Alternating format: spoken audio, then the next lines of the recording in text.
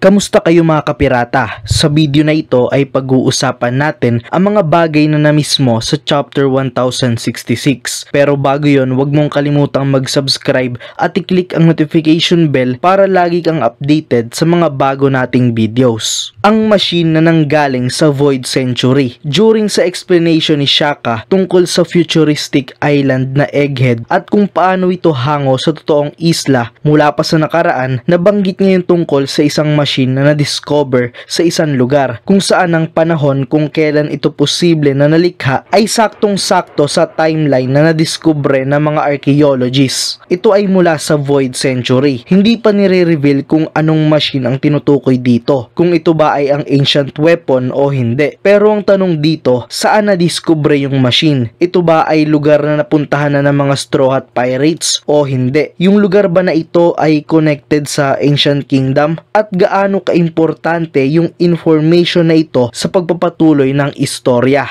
Ang reaksyon ni Frankie sa history. Alam na nga natin yung kwento ng Void Century. Ito ay ang panahon ng gera sa pagitan ng 20 Kingdoms at Ancient Kingdom. Nanalo yung 20 Kingdoms at binuo yung world government habang sinisigurado na walang kahit anong bakas ng Ancient Kingdom ang maipapasa sa mga susunod na henerasyon. At ang mga taong makakaalam ng tungkol dito ay papatayin. Nakita natin yung gulat na reaksyon ni Nami, Sanji at Usopp dito. Pero yung reaksyon ni Frankie about dito masaya nga siya. Tinawag niya pa ito na kwentong puno ng romance at mystery. Nakakapagtaka ito knowing na papatay ng world government ang kahit sino na malalaman yung tungkol sa Ancient Kingdom. Pero if you think about it, naranasan na ni Frankie yung sitwasyon na ito dahil siya ay apprentice ni Tom, ang may hawak ng blueprint ng ancient weapon Pluton. Ito yung dahilan kung bakit sinet up ng world government si Tom during sa kanyang trial. Pero hindi nila nakuha yung blueprint sa kanya, and the rest is history. Nangyari yung Enies Lobby arc. Pero somehow curious pa din ako bakit ganito yung reaksyon ni Frankie tungkol doon. Ang kapangyarihan ng world government. Ibinalik ni Shaka ang nangyari sa Ohara, ang isla ng mga scholar, ang isla na pinakapuno ng kaalaman. Gamit yung power ng world government, binago nila yung istorya na nangyaring Buster Call sa Ohara. Pinalabas ng world government na ang isla na ito ay mga panatikong kulto na may planong pabagsakin ang gobyerno. Nagresulta ito sa destruction ng isla kung saan isang batang babae lamang ang survivor. Kung iisipin sa mga previous chapters, pinakita yung story ni Kuma at kung paano siya tinawag na The Tyrant King. Posible na totoo nga na yung world government din ang nag-set up sa kanya, kaya na-control nila si Kuma. Kaya sa arc na ito, mas pinapakita sa atin kung gaano nga ba kalakas ang impluensya ng world government,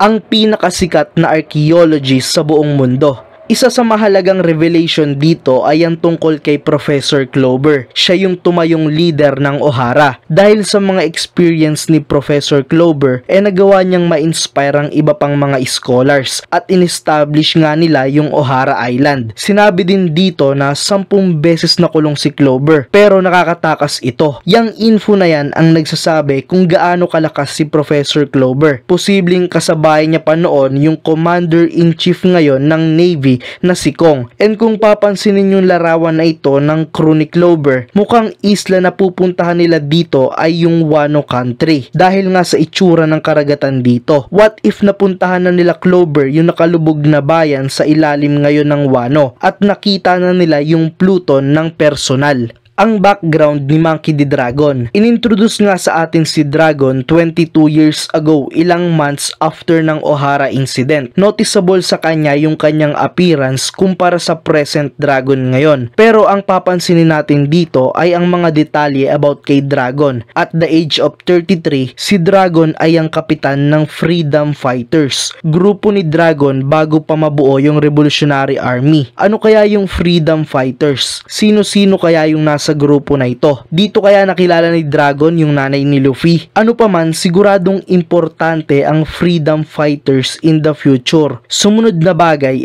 ang tungkol sa recruitment ni Dragon kay Vegapunk para sumali sa grupo niya. Ang sabi ni Vegapunk, marami pang taong pwedeng mahanap sa loob mismo ng world government. Kung ganon, posibleng up to now, meron ng Navy na under ng Revolutionary Army talaga. What if si Kuzan yon, diba? And lastly, previously nalaman natin na si Dragon ay ayaw sa mga gera. Siya ay may hatred sa war. Ano kaya yung dahilan ng hatred na yon? Ang technology na ginamit ni Vegapunk. During sa revelation ni Vegapunk, nakita natin na na-stuck siya sa higanting robot na nakita nila Luffy. Lumitaw siya dito after sumabog o dumagundong yung robot. Nabanggit niya dito yung tungkol sa pagka-twisted ng time at space habang siya ay nagwa-warp. Anong technology kaya yung ginamit ni Vegapunk dito? Kasi kung matatandaan, may devil fruit nang inintroduce sa atin, which is yung warp fruit. Taglay ito ngayon ni Van Ogre. Kung yun yung case dito, paano naman nagka-access si Vegapunk sa devil fruit ni Van Ogre? Pero kung ito ay kanyang technology talaga, edi sobrang OP na mga inventions ni Vegapunk for sure. At yan yung mga bagay na nilalaman ng chapter 1066